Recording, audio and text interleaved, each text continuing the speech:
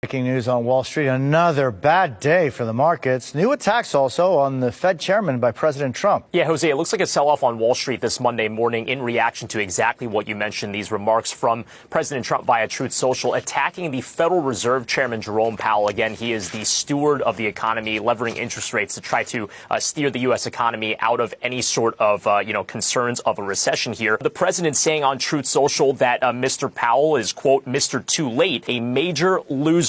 He was basically calling on the Federal Reserve to lower interest rates in all caps, now pointing to the European Central Bank, noting that they have been lowering interest rates as recently as just last week. I want to point out that this type of bashing of the central bank by the president, who, by the way, nominated Jerome Powell for this position during his first term, is really nothing new to the Fed chairman. In 2018, he described the Fed chairman as having no touch, describing him as a putter that can't putt. In 2019, he described him as a stubborn child. 2019, telling him again, also at a separate time, to, quote, feel the market.